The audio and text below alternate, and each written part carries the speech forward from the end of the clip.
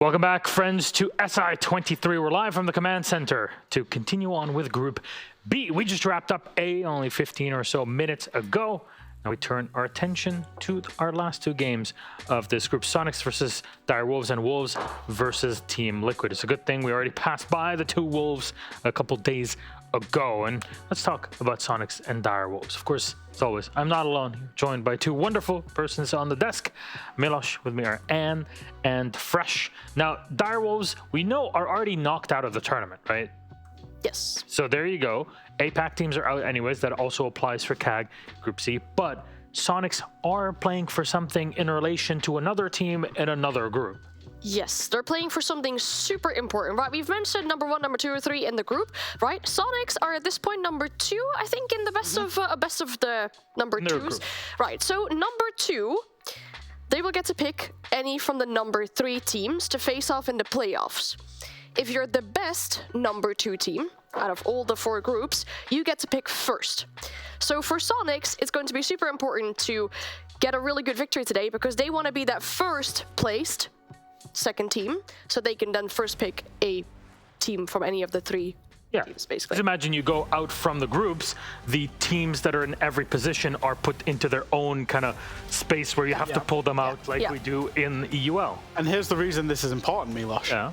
If you're the 4th place, second team, if that makes sense, out of all the groups, the second place team, the worst performing one, is very likely to be given W7M as a fixture. So this isn't just important that you want to pick, it's also important for avoiding one of the tournament favorites that happens to be a 3rd place team. Okay, then I pray for Soniqs here, or the G2 to be fair, to make it out and not have to play W7M in eliminations later in the playoffs, because unless you're in the upper bracket, you're stuck with 1 life, and even then you don't want to lose a life when it could have been avoided.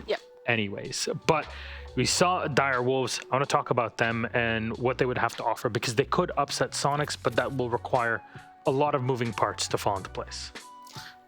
Yes, I mean, for APAC fans, this is the last time we'll see APAC in this tournament. It's a very sad story to be bringing today, but it'll be their last appearance, and they're facing up against Soniqs, which is not going to be an easy matchup for them. We've seen Dire Wolves have some struggles for this tournament, particularly on defense, for example, on border against M&M. They had some issues with picking really strong maps as well, like we mentioned with SSG. They picked really strong maps of enemy teams. For example, with Theme Park against Liquid, they picked it only to then realize, oh yeah, wait, this is a defensive favorite map. We're not the greatest on attack, but we're probably going to have to start on attack as well, facing kind of the same issues as we saw with SSG, maybe. Yeah, and I think Dire Wolves, the expectation here is they were more than happy that they qualified, and they wanted to put on a good showing. I think, you know, the statistics aren't really lying. They're the 19th out of 20 attacking and defending team. You know, they are definitely being overwhelmed and overpowered by their opponents at this event. But I think for them, they probably knew that they were going to get 5th. And it's about the experience, you know. Obviously, they had the players in and out and everything else. So it's just about the experience, and they'll want to put on a show to at least get out with a map. Yeah, there was a lot of turmoil to go through to the year, especially near the end of it. You come in, you still qualify to the Invitational. Everybody's thinking, oh, it's a kind of an amazing thing that they made it through the qualifiers anyways, but you get here, you get the scrim quality over, you know, a week plus really 10 days here in competition, plus 35k to go back home with in Taiwan. So overall, pretty fantastic for the squad, but it's a big opponent. They at least have no pressure on them. So that's one thing that we're talking about earlier in the week about APAC teams in general, with the amount of stress that is on them from the region. But the Soniqs, on the other hand, looked incredibly comfortable until they hit M&M yesterday. And that was a surprise of a game.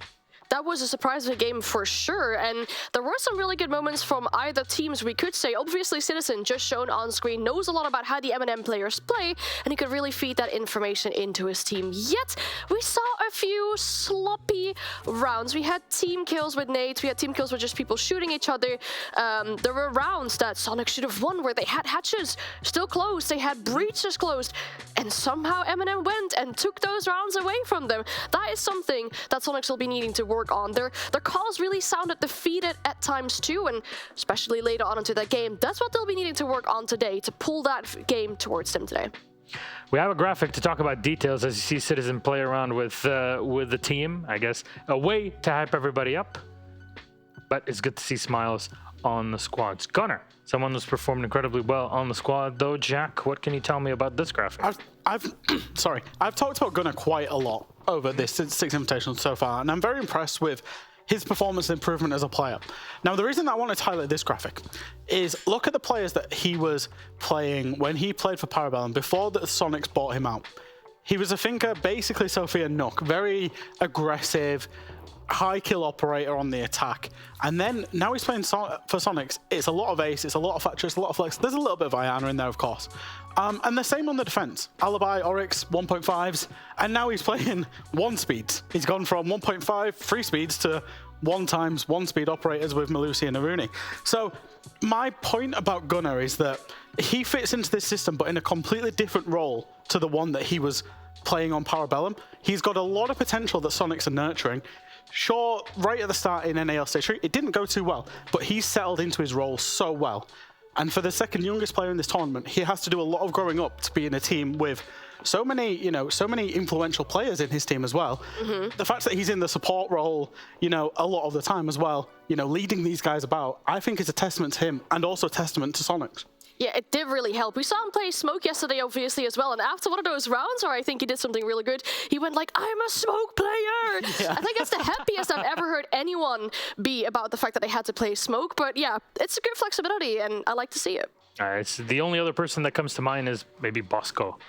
But that's about it. Nobody else plays Smoke in the same way. Yes. The funny thing about that Smoke iteration is the only thing Gunnar had done on Smoke that round was smoke out Citizen and do team damage.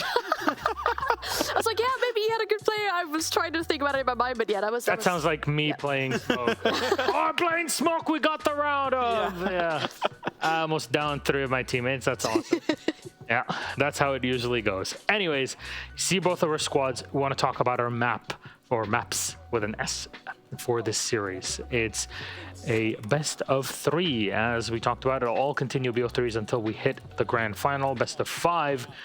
And it starts like this with a 9-map pool. 4 bans, 2 picks, 2 bans, decider.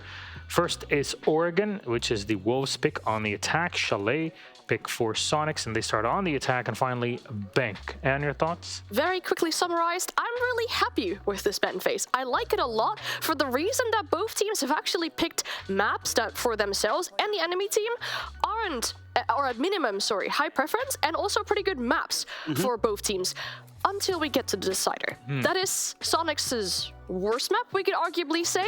It's not the greatest for Dire Wolves either, so it's essential that we clear this up in a 2-map fashion, but I'm liking that they're picking maps that both teams like and shoot excel on. Both the picks just make so much sense. If you're just going to script out a ban phase, you're not going to get too far until you hit the decider phase, as Anne said.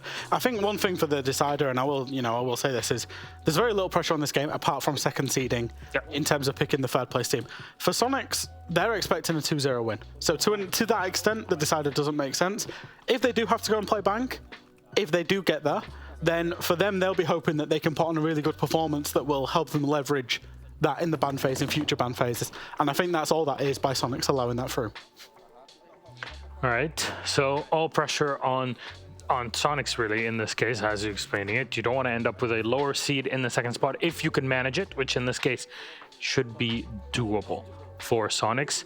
Seems like they don't really need to change anything from what they've done over the past few days, really, right? No, I think the one thing that was coming out of, I spoke to a couple of the Soniqs guys yesterday after their loss. The one thing that was coming out of the Soniqs camp was actually they were happy to take that loss against M&M in groups. The reason being is that M&M are obviously performing, to such a high standard that exposed a few flaws in Soniqs that they wouldn't have otherwise been exposed to if they were playing a weaker team. Sure. So they saw a couple of flaws, things that they needed to fix up, and they were more than happy taking that loss. The way they were describing it is, that was a really good loss for us. And it's not often you speak to a team that's lost and they're like, oh yeah, that was great. It's good for your mental as well, right? Like, if you had won that game yesterday, for example, and you're now facing against Dire Wolves, you should be like, this easy peasy. And then sometimes you go into a game thinking with a mindset like that, and it turns out the completely other way, and you get a full smack in the face. And it's good to have it as early on in the tournament as you can probably get it to really, up the mental for the games that are coming after. So what can Direwolves do? Because technically they can play quote-unquote Kingmaker, but we've seen their flaws exposed even more for the past few days. Well, if you talk about that first map, right? It's a bit of a defender favorite map as we look for the stats so far, Oregon. It is their map pick. They'll probably have to start out on the attack and then maybe make some ground on the defensive side afterwards. This would have been the decider, right? For all their maps or their matches that they would have played for Direwolf. So they've probably been cooking something on this map, and hopefully they get to show it today as well. Yeah, Jack? I'm searching, Milosh. I need Jesse's telescope because I'm searching for statistically a way that I can see Direwolves getting into this, you know. And I'm not one to beat around the bush, and I'm not one to have this, like, I'm not Ace, I don't have this enthusiasm for everybody. But nobody's a positive KD. Nobody's a positive entry. Nobody's got a good survival rate. I'm looking at the map stats here for sites. Every map, the negative on basically attack and defense.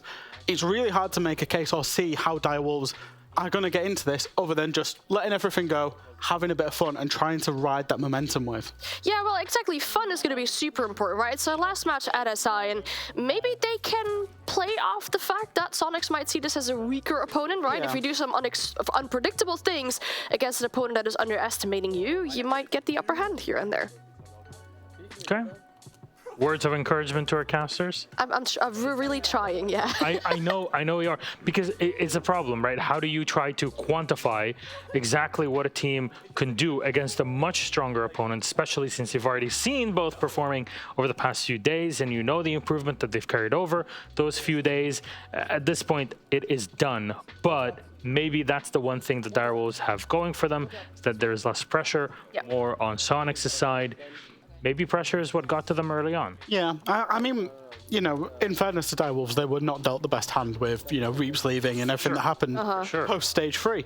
And that's the thing, is that these two teams are on completely different trajectories right now. So, you know, as much as we're expecting a 2-0 Soniqs win, that's not to say Direwolves are a bad team or anything. It's just a different scenario. Yeah, I mean, you don't make it to an invitational if you're not one of the best teams in the world. I think this is where we're separating, like, the bestest best from the best, and then beyond and on and on and on until we hit our grand final. Though, thank you both very much, Anne and Jack. Our casters are ready. Blue and Stokes, please, gentlemen, take it away.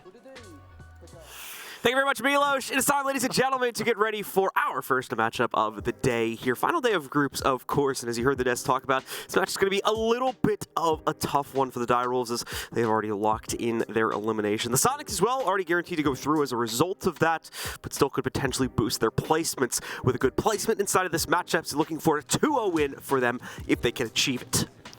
So you might ask, why are we here? Well, for fun, obviously. That's really the point. And also, we have to play this game. The rules dictate that we must finish out the games. And therefore, Direwolves get some extra time in the limelight. So hopefully they enjoy it. Hopefully they have some fun, because that's really what this is about. John, how you feeling about this? I don't want to lean into it too much on the Direwolves side, just because I think Fresh has already done it enough. He kind of touched on that a bit. It's just not a good light, no matter what way you look at it. Soniqs are hot.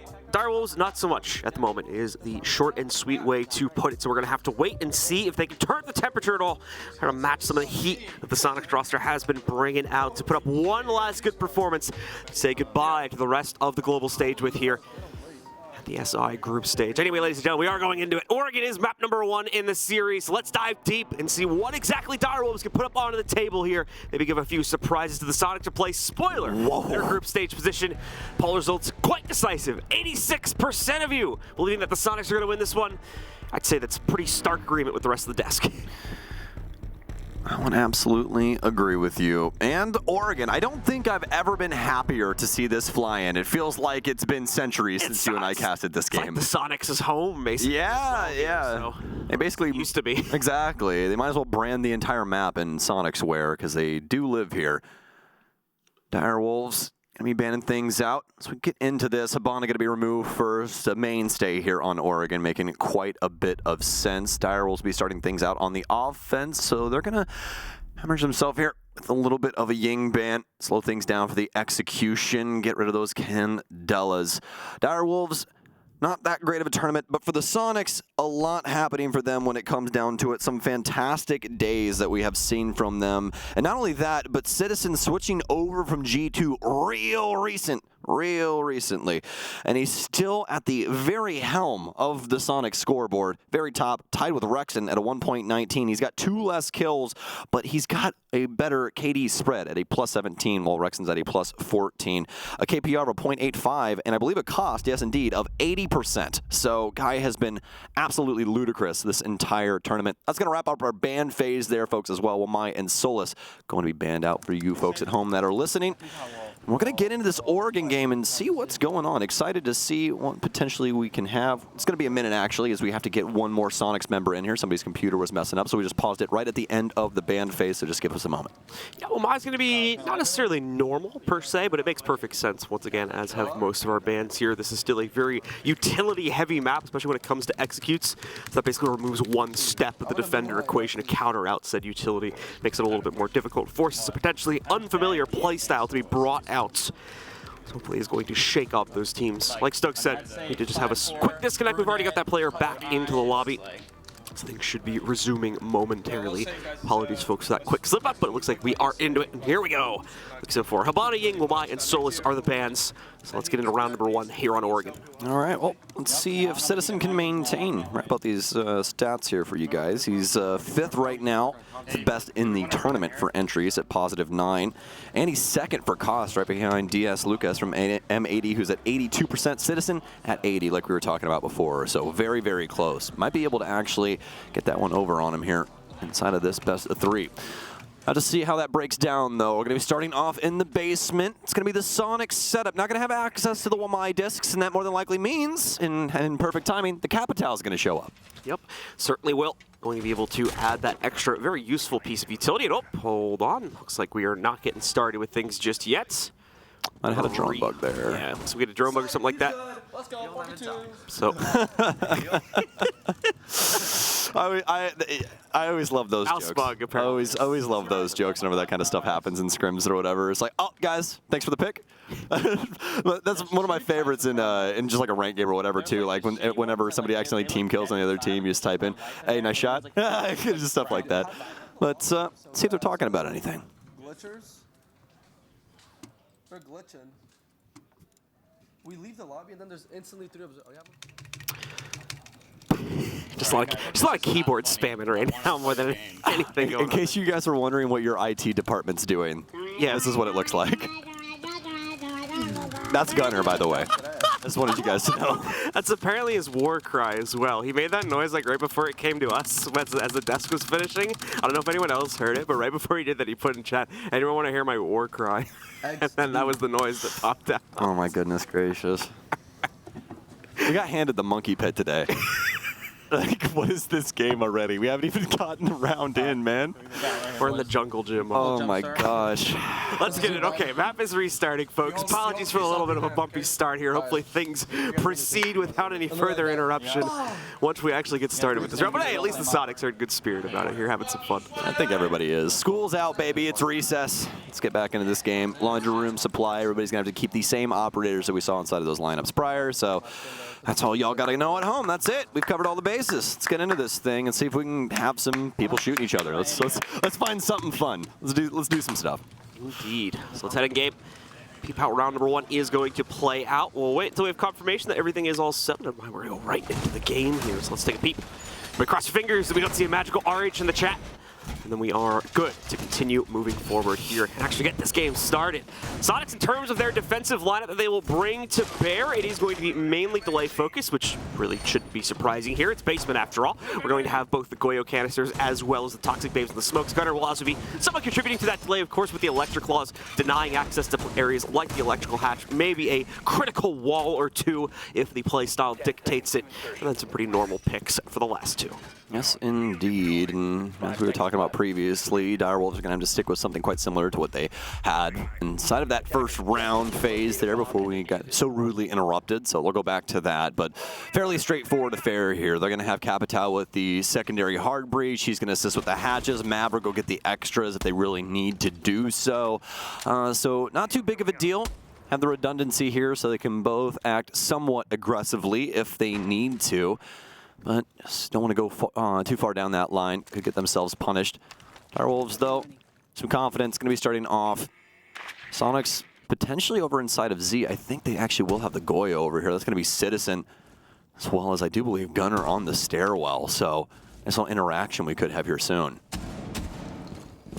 Gunnar. Oh, they got him. They get spotted out there. Won't be able to necessarily aggress so far forward anymore, but Citizen's still trying to press the issue, specifically over towards Classroom. Pecan getting brought down very low, but Gunnar's still going to get found via a nice nade. He's taken down first this time. Harambe here out front, like we said before, the potential for him to see a challenge against him, but not going to come to blows. They don't have enough confidence in it, especially with the damage being done to Gunnar there a few seconds prior. So just going to back away, give the respect over, and play into the basement now. Unfortunately on the cross there, just really didn't give himself enough breathing room to assist himself. At least from that perspective. More than likely was assuming that somebody might challenge from the bottom of the stairwell. Could have assisted with that, but the cross there from Citizen way too quick.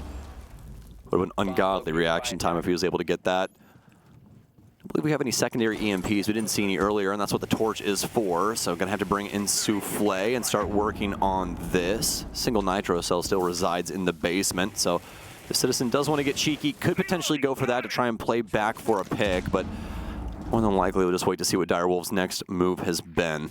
Again, they haven't had the greatest of tournaments, so Soniqs might just bank on the fact that they might just mess up this execution, and it's taken them a while to get this hatch. Souffle will finally get it open. It was Swiss cheese there for just a split second. You know, like the burn marks all over the floor there, you can see as he was splitting it up a little bit, trying to get the job done. But the job is eventually completed here, and we do have access opened up for the Direwolves now. A little bit of hesitation, though, as they still have to work their way through all this delay utility that the Soniqs roster had set up, such as the Toxic Babe, which we just saw deployed over towards those backstairs. Soniqs want the fight, too. You can see they are ready to directly contest against these drops and potential descent from the staircase should we see the Direwolves trigger towards it, which they're going to have to, obviously, over the next 30 seconds here, running low on time. Need to see them put the right foot forward, but again, still waiting out on utility delay. That's explaining all of this hesitation right now. They don't have the full brunt of their push ready to go, so they don't want to move in without it, but they're going to be left without a choice. Because now we're down to those final 20 seconds. Rexon already picking up 2. Grixer as well with the spot through the smoke. The Flames presenting his opponents for pushing in it.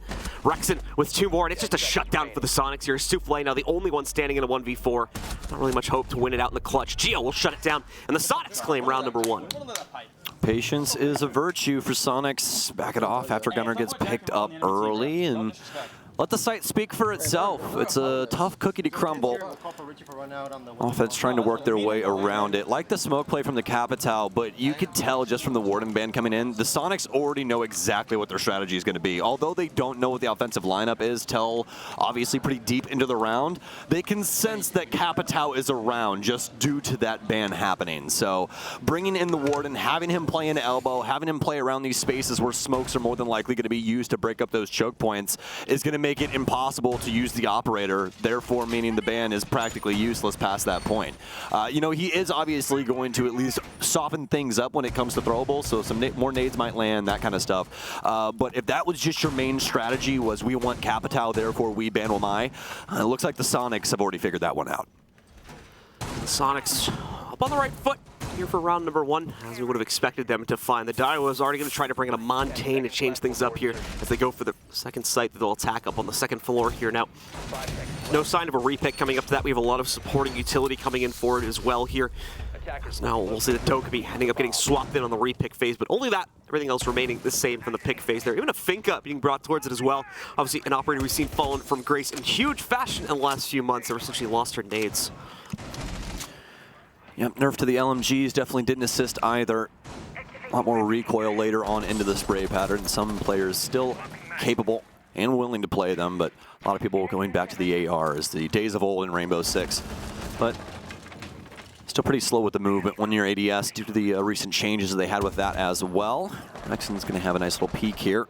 Try and hold things up on the shower side. This is going to be slow rolling here from Direwolves. They're now forced to solve a puzzle they're more than likely not used to. You don't usually see people that forward over on the shower side just because of that cross there. You see how Rexon is able to just escape. You saw how wary he was of the bus position. But the Direwolves player completely gone. Pecan playing in late as well here in comparison to the timing there for Rexon. So very well done from them.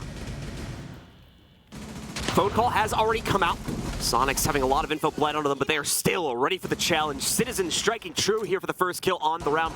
Pecan looking for an exchange, but he's firing blind with that nade right now. No one near any of these points. Just going to chuck one up. Really ends up hitting his Montaigne a bit there as he works his way to the top of the stairs.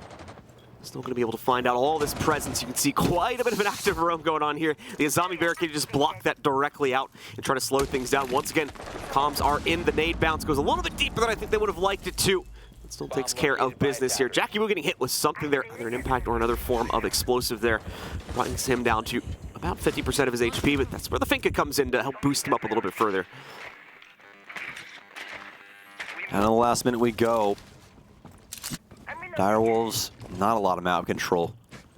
Haven't even really worked for Master yet. Harambe will pick up Rex and Geo playing shotgun inside of Master. They still have a reinforcement panel. They do, so if there's no white influence, he might be able to slap this back together here. That's on the other side of the Monty as well, so has to watch his angles. A lot of potential, though. No Nitro Cell, he's got the bulletproof instead. Flips around, gets the shots! No, not this, Geo! You can't do this to these men! Jackie Wu's gonna get away, but somehow Geo gets it done as well. Geo, the last one alive, a Frostmat, picks up Souffle. Jackie Wu, lots of HP, he can try and bear down on the location. Harambe trying to assist him as well. Oh, Jackie Wu gets it done, though. Scary moments there for Dire Wolves as Geo gets away with so very much. Geo very realistically could have had that clutch right there, but unfortunately the distraction mainly coming in from Bedroom draws all of the ire from the Soniqs. They're not even paying attention to that attic push when everything gets deeper into the site. As a result of that, the defensive matrix, as it were, for the Soniqs falls to pieces. Everything is left in Geo's hands, and although he comes relatively close to the clutch, is not able to get it outright. Monty 1v1s are so fun, aren't they? So always a good time. Just a big slap fight at the end of the day. And it's like the worst Elden Ring boss ever. It's like I rolled, I swear. I promise. Like fighting those guys in Dark Souls 1 that just had 2 shields on their weapons. Yes. I don't think you can still do that anymore in the later games. But you die for the 3rd time, you're just like, what kind of hell is this? that's literally what it feels like playing against a good Monty player. That's also why we've seen a lot of teams prioritizing him in some certain situations throughout every single map, it seems, in our pool currently. So, see if that continues to be a trend throughout the rest of the tournament. Frost definitely has been as well, but you know what hasn't been? We got to touch on it every time. Vigil. Grix will be playing that. We'll look over the Soniqs roster here and see how often they've been playing that, because I am curious. Oh, pay attention to the Direwolves' early push here. Away from that is Pecan and a few of the others ready to move up, but Pecan gets caught on the hop up from the white van on Bedroom balcony. Citizen slaps him right down to the ground. A pretty much perfect pre-fire timing there on the barricade. Pecan is none the wiser to it, and as a result, once again, 1-0 lead in terms of the kill ratio for the Soniqs right from the beginning of the round. Very similar territory for them as we've already seen for the past 2. All right, so this will be the 5th round that they've played Vigil, but really cool thing about this, they actually have a 100% win percentage when they do bring Vigil. So this might be a guaranteed round if stats matter. Have to see. Pecan will go down. Already a positive boon here for the Soniqs. Jackie Wu will get rid of the default camera and trying to assist with this push in through lobby. Just have that drone in tow, but it doesn't seem like there's any active play going on for that. Racy is going to focus upstairs into attic and start rotating in. They do have a soft panel to try and abuse for kids. Grix is going to be holding things down in meeting as well. Not too much activity from the Soniqs in an aggressive tone. Direwolves mostly just gathering their positions up top. Going to try and play this in from east towards west, break down this top floor, and try and influence these positions, particularly Geo's spot over here inside of Kid. Citizen's going to step up to the plate, try and help with this, though. Half the round now gone. Pressure about to work its way in against that Bedroom position. But as you can see, it's going to be a long delay on that because of the fact that we have this reinforced panel. Maverick having to waste time, popping open an angle that the attackers can use so they can properly swing this without risk to themselves. Even Harambe adding to this one as well. Citizen now able to successfully strike back, not just once, but twice. Nearly gets a 3rd against Harambe. A big window there too. Has drawn all the pressure off of Geo here on the inside of the actual dorms. Harambe has been able to trade out 1, but it's only against Gunnar. It's far too little here. Racy, though, maybe helping to make things up a little bit further as he does successfully knock out Geo finally and bring it down to a much more palatable 2v3. Picked up clear shield. So impressive how Citizen can play these situations to the absolute limit and still stay alive routinely. Able to escape an entire situation, gets back down towards site. Now the Soniqs, once again, well within their right to take this round. Active player over towards meeting, far side there on kitchen. Have one in security. They know Racey's upstairs now, though. Not gonna get him into too much trouble. No Nitro cells here to try and assist with this. Harambe's been discovered. No team play here from Direwolves. Both of them on completely separate planets. I think these astronauts are about to go down, though. Planet's going to start here. Ray's seat, no real cover, obviously, and they know where he is. He gets one, he gets the second. No way! Has to try and stick it, but that's going to be the round. You have to feel for the Dire Wolves there. It feels like if Ray C has any help in trying to force a plant in Cafe, they might have a round on their hands. Certainly seems like it would have been the case. Like you said, that team play needing to see just a bit more cohesion, and that one could have easily come together behind Ray C's fragging prowess. Does not end up happening.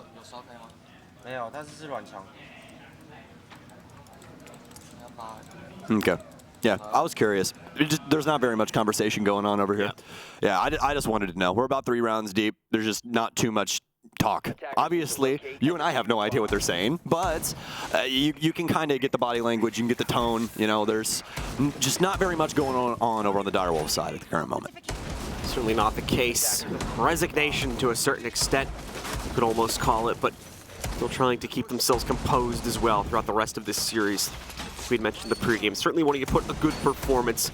Not the way you want to send your team off from the event, even though the elimination is already locked in. Definitely want to have a good performance for the fans at home. Soniqs are back now into the basement, of course, able to rerun into this site for the first time since round 1, as it has been, of course, now unlocked for play. A bit of a different flair on this one this time. We basically swapped the Goyo out for a cap can instead.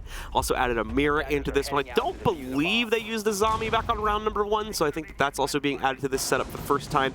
Either way, should work out perfectly fine, in my opinion. Well, key thing here, Soniqs aren't going to bring the Warden back. Probably because they haven't seen the Capitao again. Direwolves really haven't been playing it since that first round where things went so very wrong. So this might be a big positive move from them. They're able to get that going. Gunner with a nice move up top, but do they know that he's going to be moving around this top floor? Rexon able to get one. I believe that was a Nitro seller of some sorts going off. Yeah, it looks like Citizen already using his. That's going to be able to change things out, exchange that utility for a nice kill onto Pekin. And they've started every single round in a positive light. Gunner could not buy a life if he wanted to, man. Like, no Mario mushrooms, nothing. Unfortunate. Just not ended up on the top of the totem pole on any of these rounds so far. Gunner, once again, he's even trying to like air dash past windows, and he still can't get it to go. He's trying the movement tech, what little of it there is in Siege here, to try and see if they can get himself into a better position for these fights, but it's just not happening. Well, maybe round 5 will be his, John. Maybe just takes a little warm up, right? It's like a diesel when it's cold outside. Just gotta let it sit for a few minutes. Exactly. Don't get on the gas too much. Let it idle for 5 minutes. Yeah. And Gunner, you play the game when you want to, buddy. Okay? It's all right. Well, we've got Harambe primed to start a push in through Laundry down below here. Certainly going to be a few more moments, though, before he or anyone else on the Direwolves is ready to start the full attack. Got all the info right there, though, just with that little peek. Knows the exact setup for the stack at the moment on the Sonic side of things. But once again, like I said, probably not going to be super actionable by the time they are ready to execute, just because he's getting it now. He's not getting it right before the actual execute. So yeah, the other thing is that the timing is just pretty poor from Direwolves. The Sonics have been doing a bang-up job of getting their pick and falling back. They might show some presence whilst doing so, maybe lose somebody like Gunner when that happens, but they do their due diligence. They get back to site, they play it from there, see if they can get some big pickups, and it's really thwarted Direwolves' game plans because now they're playing everything down into the last 20 seconds every single time, and the utility game is so very strong from the Sonics routinely. Not so much this time around. The last time around, obviously, they had smoke and a lot of other things in play, like the Warden, to really assist with things, but this is looking circumstantial, quite similar man count-wise to what we saw the last time, where they were able to just quickly dispatch everybody on the entry. Smokes out here, pre-fires out, Rexon in a pivotal position inside the site. Rexen continuing to wait back here. Geo with the first pickup, and once again, it just all falls into the hands of Soniqs defense. Can't even keep up with the kill feed. It's happening so quickly. A shutdown for them on their basement hold. A second successful defense, and now Direwolves will call for their timeout. FPS fundamentals dictate that if you're going to play off the smoke, let's not do it at the very tail end of the smoke's timer. And just think that that might be one of the big punishing factors there for Direwolves. We're going to take a listen in and see what's going on. Play ace around it and use it for flank cards, and then put your drones deeper in the basement. They'll probably roam any basement because nobody can't do their own work. And for kitchen, you better open up the top white wall. Yeah. But you can't miss this switch. 2 steps and but yeah, the most important part, you can't get them early flags. That's it. Let's not push them early, but focus on one of the players. After that, we can not too much. Okay. So let's get it. 就前期炮。不要收掉我的航贝。 All right. 前期跟皮卡一起。You want me to go Cade and just fucking I'm playing something with smoke. Cade the wall, yeah. Cade the wall, bro. That'd be good. I'm gonna double frost that big window, and then I'll put a frost mat top. I'll put a frost mat top white. Don't reinforce one wall downstairs because we need Listen, to reinforce up the two same. Richie, I'm getting none of the walls, by the way. Oh, Gio, All right, ladies and I gentlemen, want smoke so get you can ourselves go. back You're not gonna get any of the into the walls. game now as the round has started. Let's cut away from those comms, as interesting as they are. I will tell you this, though. Those Soniqs comms, man, that's some sexy stuff right there. That's gorgeous. They're figuring out in the moment, John. They're problem solving as a team. You can't have one person that does the entire, braining for the entire squad. It just doesn't work. It hasn't for a very long time in Siege. You can only have so many set strats. Past that, everybody has to have some semblance of what's going on, right? And it sounds like the Soniqs across the board have a very, very good conversation happening. Like I said, in the moment, you have reinforcement panels getting talked about. You have different ways of setting up the frost mats than prior. All this that it isn't, hey guys, check subsection B of the rule book for, it's just in the moment, and they're playing it out. I love what I'm hearing here. All right, well, into another round we go. For the Direwolves, things are certainly starting to look a bit bleak here.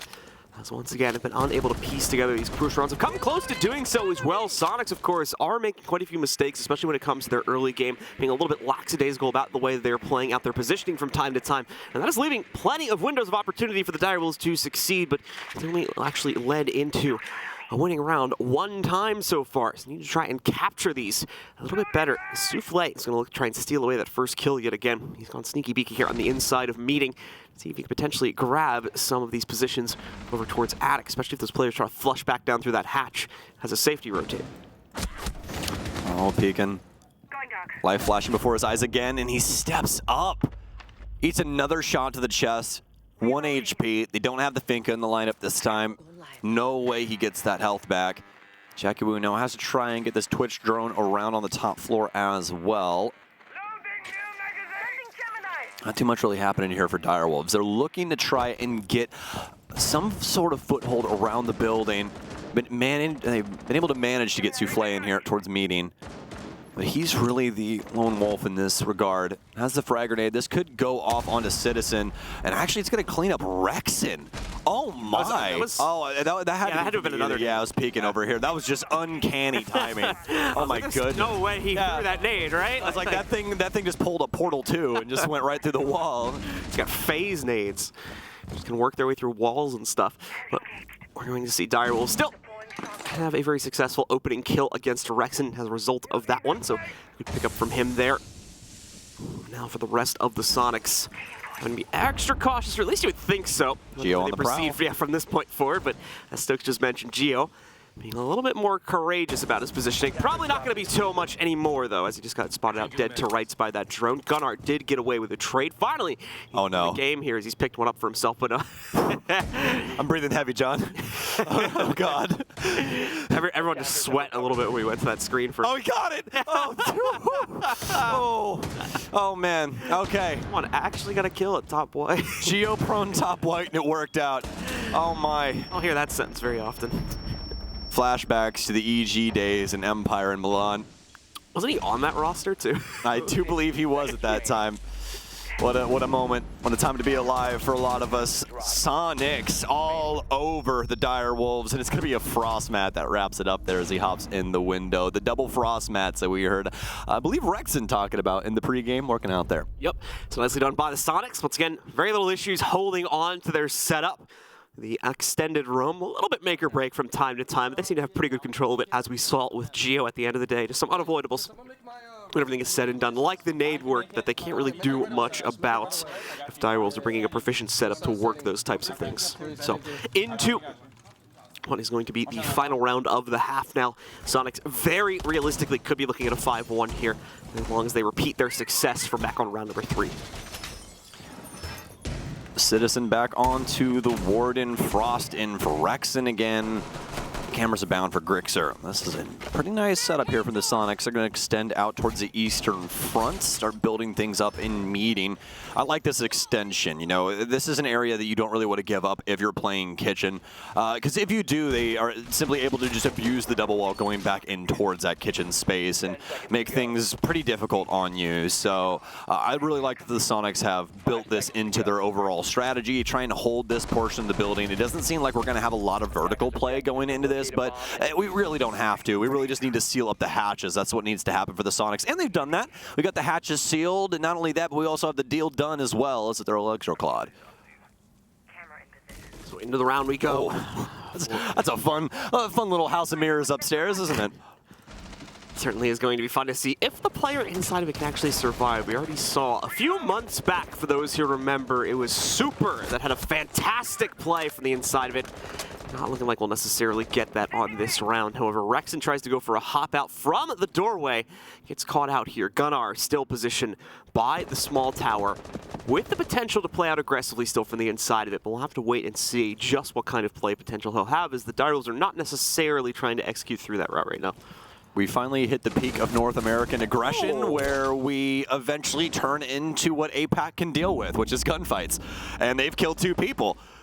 And also one of those came with a hop out. So far, so good. Looking a little bit like APAC, ain't it? All right, well, Ray C is going to go down. Grixer as well. Citizen getting refrags. Man, this really is APAC.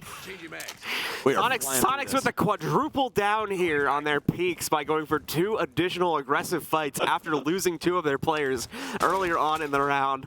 Finally winning that bet back, it seems, as they're even at least now on money. Just going to have to try and see if they can make their way out with some type of positive net. I truly am a fan of the APAC playstyle. They are at each other's throats constantly. But you can see the Soniqs are there for that as well. Able to equalize. They knew they had to do something early and set the tone, otherwise Dire Wolves are going to be able to just use their man count advantage on the actual site. Unlikely to get a plant down. It'd be way too hard for the Soniqs to work it out from that point. Souffle will go down now. Soniqs in full control as the case will hit the floor. Gunnar with that pickup. Brings it down to Harambe as well as Peekant for the attacking side of this one. Citizen still the only player currently inside of the actual site zone too, so being hunted down quite aggressively by the DW roster. Hot ping onto him as well. A nice catch here from Grixer, though, does catch Peekant just because they had no idea where the other 2 players are positioned. That's the big problem right now for the Dire Wolves, with them being low numbered as well. They don't really have the excess drone count to be able to try and suss these things away. So the Soniqs have been able to hide a lot, and now just a very casual hold here, waiting for Harambe to make what will more than likely be his final move on the round. Stalwart positions here from Soniqs. Practically impossible for Harambe to win this. 15 seconds left. Hops out. He's going to go classroom side, and it's going to be pretty easy for Grixer. Pretty much as you'd expect, yeah. Yeah, I heard the skeleton keep hopping upstairs. He was actually in the hallway. I thought he was still over in medium, but an even easier audio cue there for him. So far, so good for Oregon and the Soniqs. To be expected, especially from the North American perspective. We know how sufficient Soniqs are on this map. They are fantastic when it comes down to it. Proficient would probably been a better word there, but either way, they are quite good at what they do. Looks like we might. Okay, we're just gonna be showing what they're talking about. We might just do a back take here. I'll call it though. Tell me what they're doing. Okay. So it's a play it by ear play here. As you can see, the Soniqs not necessarily decided on what they want to do yet for this round, but potentially 2BD. That's a beauty of attack repick as well, right? You kind of get to initially look at what's going on, figure out later on what you want to do. You can see that they're kind of worried about a potential roam game coming out from Direwolves, so they're going to bring in the Jackal as well as the Dokkaebi. I mean, there is potential for that, right? We have the Cap Can. Have some other things going on here where Direwolves feel the need, feel the necessity to sit on one of these mid to top floors. As for the Soniqs, I think the strategy is awesome, honestly. I like what we're seeing for the lineup. Love the Flores coming in here. There's no mute jammers to really thwart that, so it's just going to drive right around the Jaegers and go right under the laser gate. So don't have too much to worry about in that regard. Should be a pretty smooth delivery from Grixer. Doubt the roam is going to be too aggressive, if at all, from Direwolves here. It actually looks like the Soniqs might just skip that part of the round 2 here and go potentially right for a site take. A large presence amassing over here towards construction this early on. Gunnar as well. Oh, Ray. almost missing that one. Taking some damage himself, but at the end of the day, just loses pretty much all of his utility. Gunnar with the spot, not correct myself. Direwolves apparently getting way too aggressive here. That's the sad part, unfortunately, about the Aruni punch, is that she'll make a much bigger hole. Well, yes, that's great for your gunfight purposes. It's not great for trying to stay obscure in that position. Ray, you get back in that building. What are you doing, Ray? Ray, you get back in that building, Ray. go to timeout. That's ridiculous. You are smoke. Oh my. It's like, well, we're down 1. This man just... Time to fight. Every law of Rainbow Six Siege, he just broke it. Like, this man needs pulled over. He can no longer have a license. Like, get him off the road. Thankfully, the Soniqs do not have any presence there at that time when he goes for it, so he remains relatively safe and is given considerable time to reconsider his actions. This is... Just how absurd is that? Might actually have a flank coming in here from Jackie Wu. I think this might be the only portion of this roam game that could work out. Though? Yeah, but do they know that he's there? Oh no, they don't know, John. The thing is, he's also not expecting, the player in Classroom is not expecting a stair play, so he's more focused on a push from lower stairs. If that player peeks first and Gunnar shoots in response, that should be a very easy trade for the upstairs player. However, everyone's just going to end up backing away, it looks like. Well, unbeknownst to them, it was a Mexican standoff, and not a single person pulls the trigger. Impacts out for Souffle, tags Rexon up, and I mean just tags. Not too much going on past that. I think that other player prone is outside the building, so not too much to worry about for the Soniqs. An aggressive front here from Citizen. Now they're going to try and flood in via construction. 2 big pickups. Direwolves fight back. Soniqs thought that they had the cleanup on the roam game, but simply did not have enough in the tank. Stuns out now. It's a 1v3 for Grixer. Plenty of time for him, plenty of talent as well at his disposal. He'll pick up 1 as he starts us off. Soniqs with quite literally zero respect for the defensive setup that Direwolves had on this round, as they try to quite literally brute force their way through even mollies that were sitting on the ground there as well, incendiaries that have been blowing up. As Grixer now tries to the remaining 1v2. That's a very long-range M590 kill as well to finish things off, but it'll work out at the end of the day for the players on Direwolves. For the reasons I described before, Soniqs just thought they could gunfight their way to a win, and to be fair, in the past, on the defensive half, that was correct to some extent, but it doesn't seem like it's going to be necessarily true for this first round on their attack. Yeah, that was just this play right here a weird round. A really weird round. You know, Citizen more than likely went for that because they called for execute and the stairs were on fire, and he was like, well, I can't just leave my boys hanging. Yep, he's like, at worst case, I will be like a 5-second distraction, and hopefully the construction dudes trade me out. The best. That's what you got to be sometimes. It's just a distraction. Yeah, I'm just giggling because the usual way that breaks down is all of your teammates like, man, I hate that round went that way. Wait, Ben, what happened to you? And he's like, I tried to run through the fire. It's like, my mic's not working. Yeah, I can't. My body shut down. We'll talk about it later. I no longer had feet by the end of that, actually. So Direwolves do lock in site number 1. It's upstairs for number 2, as one might expect here for Oregon. Captain Tao is going to show up here for the Soniqs to try and make their execute a little bit easier as a result of moving up here. Either put him on rappel. Plenty of places, actually, the Gunner could potentially send those micro boats out from, make the setup a little bit more difficult to work for the defense. Lion to help out with the intel game, kind of lock these DW members in place when Soniqs need to make aggressive moves as well. And then the usual assortment, the E1D charge, the first one there from the Lion, going to work its way out. Already tracking one member. The Direwolves retreating from the attic area very early on. That's not really going to be actionable for those players on the Soniqs. They were just wanting to make sure no one was hiding near the windows or doors more than anything. You think Direwolf's favorite artist is Duran Duran? Wait, what? You think Direwolf's favorite artist is Duran Duran? Why? Because they're on the hunt. Like the wolves. No? So here's the problem with that.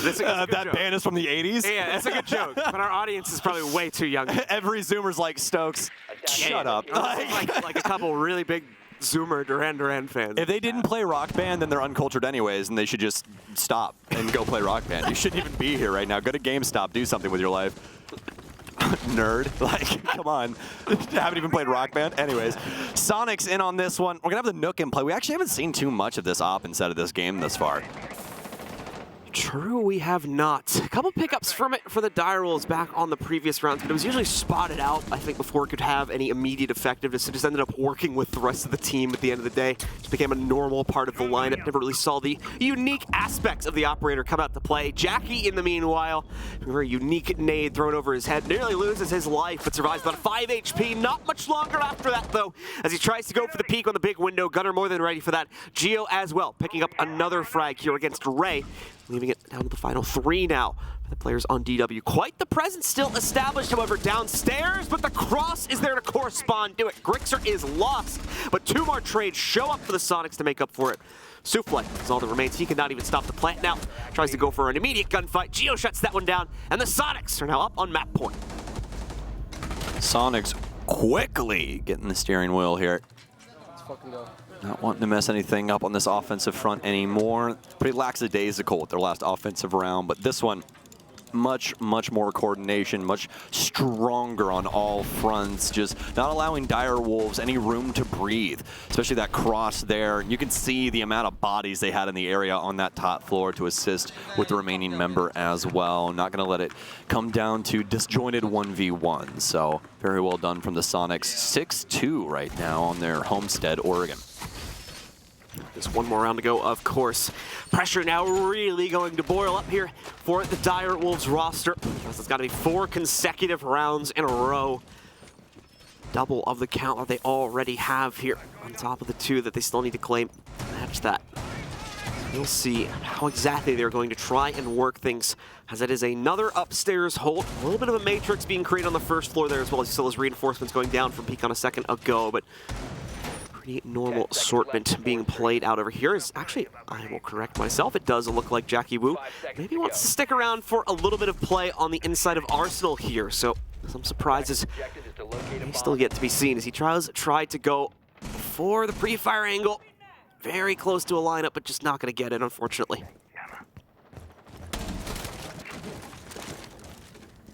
Well, we're going to have Grixer back on the Nook. Fairly aggressive assault coming in here, just via the operator lineup. Pretty picturesque for that with the Gar hook. No way they try for the hatch inside a kitchen, right? I'm just thinking crazy thoughts here. Yeah, this is looking more like a big tower take. Good news, at least for my harebrained schemes, right? Gonna have Grixer moving in. Oh, right over the top of his head, that pilot's helmet. Sometimes you skip a bullet through the ears, sometimes you skip right over the top of their noggin. You gotta hit Jaeger dead center. Unfortunate for Grixer there as a bullet goes wide and Pekin will take him down. They're gonna stay equalized, but not before Souffle and Rexon have something to say. Both of them firing off, and we're still gonna stay equal. Soniqs refuse to give up the player advantage. There's a constant trade shown up both times. The Direwolves' own defensive picks here need to position themselves very aggressively just to get those picks, and then only to have those players get immediately traded out. Just not the way that the Direwolves had wanted this round, or really most of these rounds, to play out into their favor, as they just cannot keep up pace with the raw fragging prowess that we've had of the Soniqs so far this event here. Citizen going to start moving these Rotero drones forward as well to deal with any pieces of utility that might be present on the inside of the building, and a little bit more difficult for his teammates to knock down. They want to try and knock out Walk-In, however, it's going to be a little bit difficult to achieve unless Citizen can sneak another one of those Rotero drones to the other side of the wall. So we do have it reinforced right now. Possibility for Rexon to like sneak it off from down below too, if we get a ping onto it or something, but there we go. Looks like the Rotero drone managed to handle it. So that'll pop things open, give the Soniqs roster access to games. 3 versus 3, got the breach open, and a minute remaining. As Ace and Dez would say, it's siege time. 6 stuns built up, still hard breach on Rex, but highly doubt that'll be useful in their current debacle. Just looking to try and get around some of these fights. The stuns could definitely play into that, though. Oh, big fight here for Jackie Wu. Silence. Nobody wanting to make a move. It's from Soniqs have to trigger it here. They don't, not necessarily. Oh, man, Citizen with the patience of a saint waits for Jackie Wu to reposition.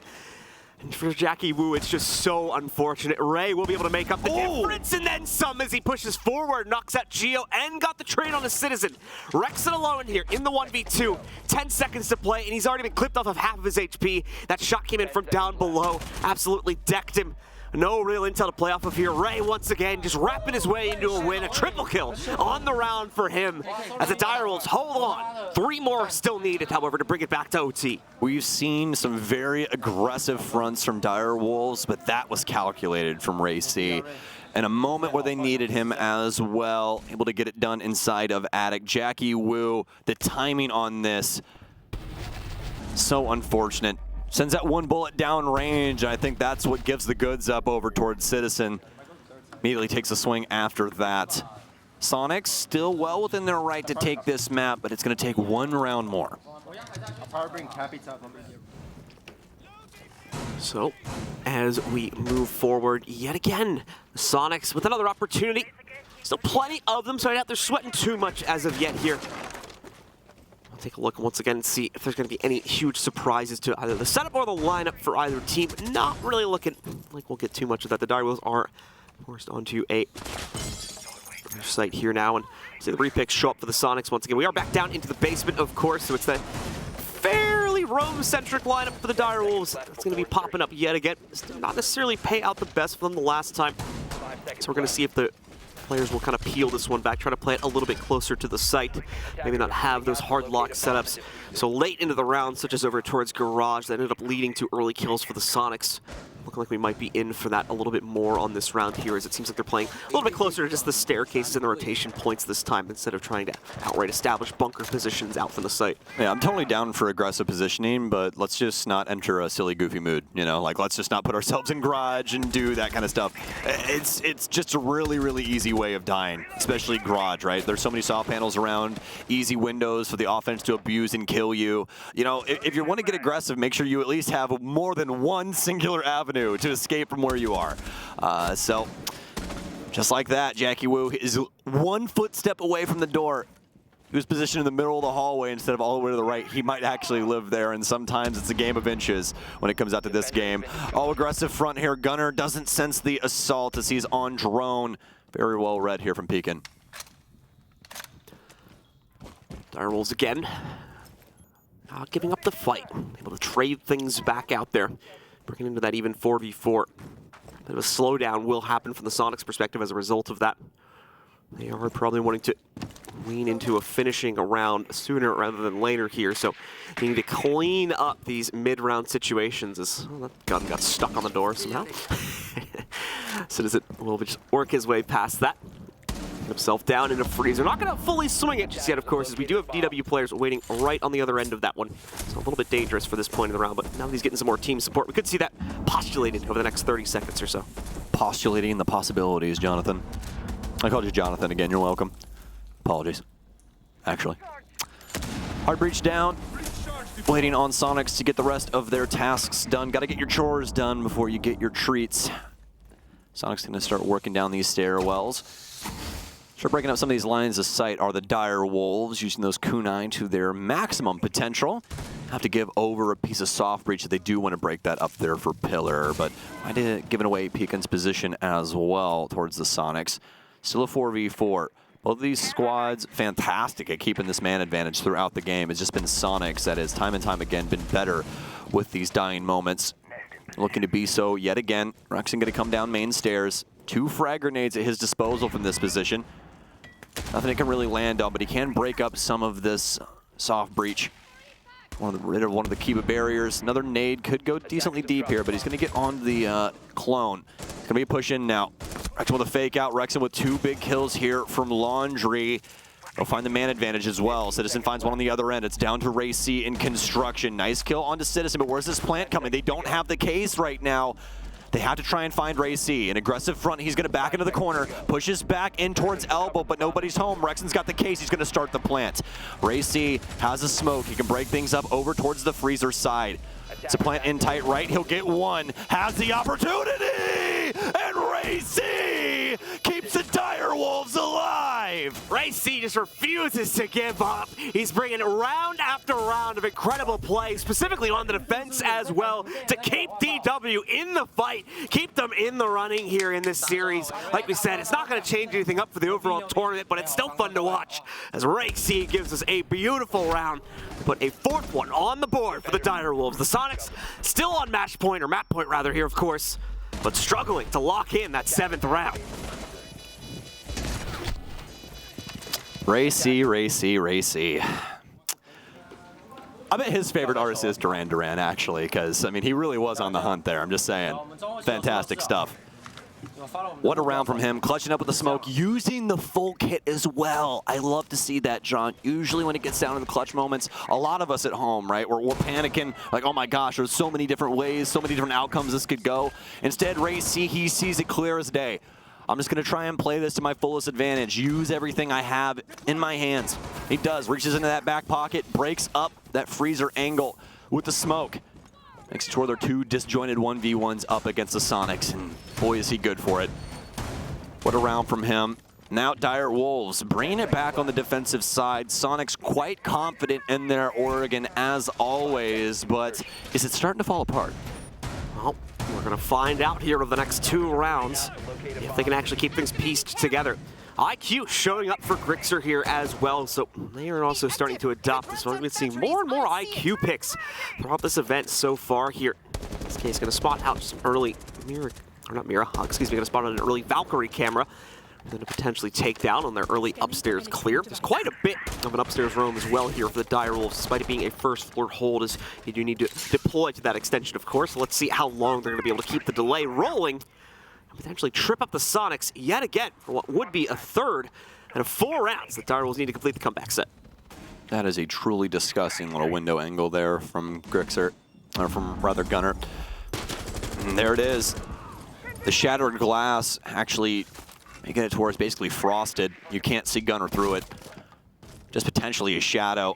Dire Wolves can't even see that. Gonna get taken down. Ray C, the clutch king from the last round, down for the count. He's gonna have to watch from the bench here, see if he can get some cameras going for his teammates, assist them with the remaining time that they have here. Soniqs have been pretty good so far in this tournament on the offensive side of Oregon, a 58% win percentage. Dire Wolves have been doing their best to try and dwindle those numbers. Looking to try and continue it here as well. Nice little peek, but they're just going to shift in back behind the bookshelf in Attic. Be able to stay up, but Citizen might have found a gap onto site here. Looks like Dire Wolves might be in some trouble as he sneaks in down low. The plant's going to start over inside of meeting. Not a single soul in the area. Every person is upstairs or off in small tower for Dire Wolves. They've practically given the keys of the castle over to the Soniqs. This is looking like Oregon might be in their hands. The plant down. Difficulty increases tremendously, but Jackie Wu, much like his teammate Ray C on the previous rounds, and not giving up here. Still going for the fight. Souffle in for this one as well. Jackie Wu already halfway through the counter defuse, but his teammate now dead. They need to push it though. He's stuck it out right, and they can't take him down. The nade's too slow. They sneak out a counter defuse and continue to hold on. We're going to round 12 to settle this one. Probably a good time for attack timeout. Let's listen in here and see what's going on. Well, they will have a tag timeout here in a second. So let's wait for us to get past this replays first thing. But yeah, that was Soniqs' round all day. There's my opinion. There you go. That's all I got.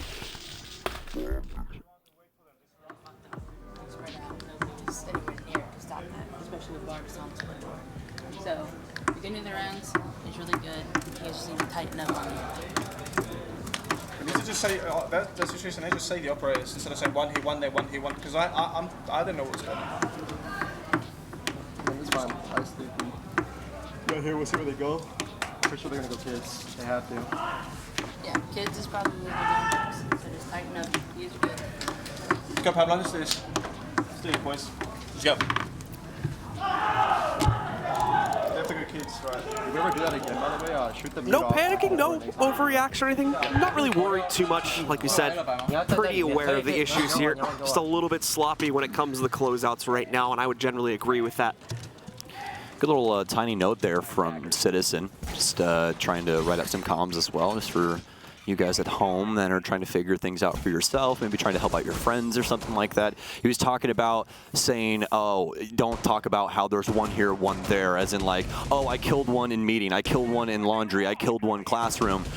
He wants the operator name, which is extremely important. If you know who you killed and you can say, you know, a zombie dead, or something along those lines, that is huge for a lot of players because, you know, whether they saw them on a drone earlier or you were talking about them or something, you know, if they have some semblance of where they are and that person is now dead, they might be able to play their situation out a little bit differently there as well. So just those tiny, tiny growing pains from Soniqs, because just think about this. That's something they're talking about, a very basic communicative thing, and they have been so dominant in this tournament. It's pretty crazy to think about. Wild thing to consider. Certainly has been a rise to the occasion for the Soniqs roster so far at this event. A few bumpy rounds here in the Die Rolls game have nearly taken this first map to overtime, which is, I don't think necessarily an expected result out of this matchup, looking at it in the pregame. So we'll have to see if Soniqs can wrestle control over things in just this one round, or if we're potentially going to need the full breadth of OT to settle this one. The Die Rolls still looking to play a little bit of spoiler here for the Soniqs, mind you, as they can reduce their group exit position. Soniqs, I believe, sitting in second or first in their group at the moment. The loss here could hurt that. Could bump them down into third if they are not careful. Very well-placed drone, as we saw there. Giving over some good intel as to the way that DW have set themselves up. But not going to be leading into any form of actionable setup just as of yet. I think Peekin saw that drone. Yep, saw the drone, but there we go. Is able to take it down. Now going to be able to rotate back over to the inside of security too. So aware of that, the fact that he's been spotted out here, and they know that he's roaming back over into kitchen every once in a while too. So just has to keep an extra watch on his backside here. Gunner sneaking in another one of those Rotera drones, just takes out a little bit more utility. Closer to the actual site too. As time continues to diminish, we get a little over the halfway point here. E1D's coming out as we can see the Soniqs getting primed for the execute. A nade primed as well. Takes out one of the most dangerous members of the Dire Wolves roster. Ray Seat down for the count first this time. Not a great sign for our defenders. Jackie Wu will pick up Geo, though. That's a lion out, so I'd say a fair shake at the end of the day, although Grixer will push them forward. One step closer they come to victory here on Oregon. Jackie Wu goes down. Some nice reads here from the Pulse, though. They are aware that there's potential for a player to be down in Freezer. This has to happen now for Harambe. It's now or never. They need some big kills, and actually both of them are down here. A big gunfight onto Citizen. The plant starting. Harambe, does he have the stop? Nitro Cell, nothing. It only does damage to Rexon. He does still have one chance here. But where's Souffle? He needs some assistance. They're both a little separated. The Nitro Cell, it's not going to get there in time.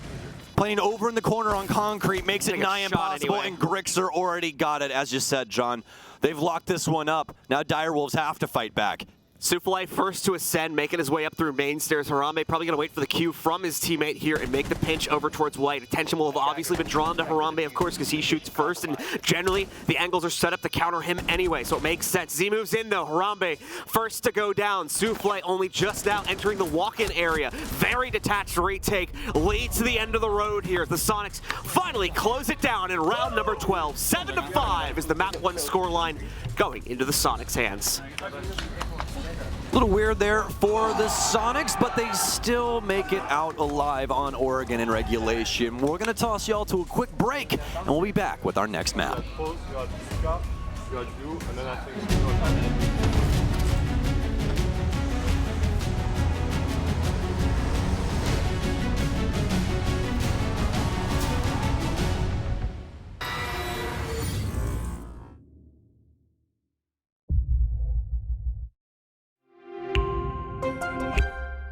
I'm Nicholas Morton, but you know me as Pingu. I'm a 2-time Rainbow Six Siege World Champion and former top Rainbow Six Siege player in Pro League.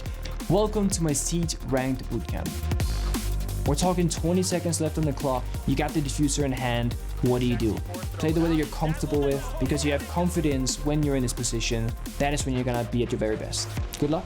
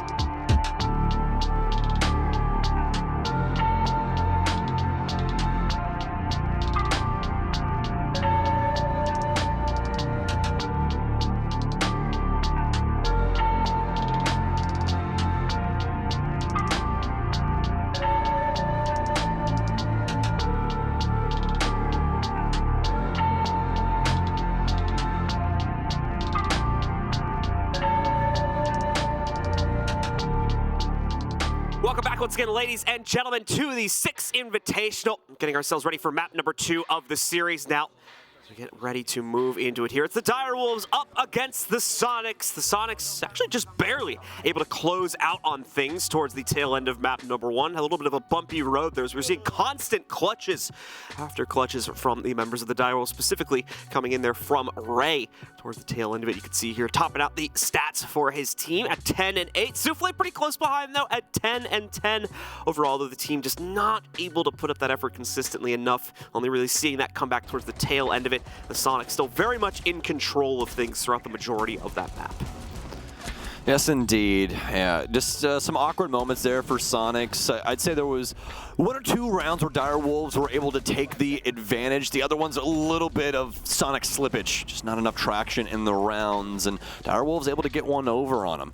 This round in particular, round 7, just pretty awkward for them as the push never really came to fruition. We also had Citizen walking through the fire and flames, Dragon Force style at the back, big stairs. So it really didn't matter though. Obviously, Soniqs able to still win the map in regulation. Just took all of regulation in order to do so. Indeed it did. As we saw that tactical pause coming back in just before one of the final rounds, just getting those last little bits of help to recenter the team, figure out those small issues, whether it was communication-based or just tightening things up a little bit more. They got through it. They were able to lock this one in. Keep in mind, folks, once more, if you are just tuning in, not a whole lot of playoff contention showing up for this matchup at the moment. Direwolves is already eliminated, and something they can do to avoid that. But let's quiet down a little bit here as we've got our players getting ready to start the match. We're going to listen to them getting warmed up now as we head into it here on Chalet for map number 2. Jumping on in the snow-capped mountains around Chalet, ready for a heated battle. So we mess with the climate a bit here in the Alps. Soniqs.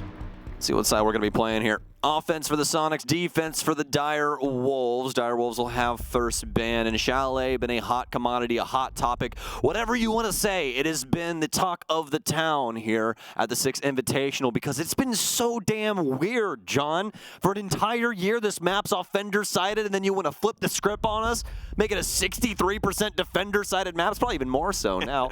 I'll get those stats pulled up for you as I'm working off stuff from yesterday when I read it. But as we're getting through here, Nomad going to be banned out from Direwolves, Flores on the offensive side as well. So going to be a little bit difficult to get rid of some of these shields and some other things around the site. Solus, obviously fairly straightforward as she's just so good at getting rid of those drones.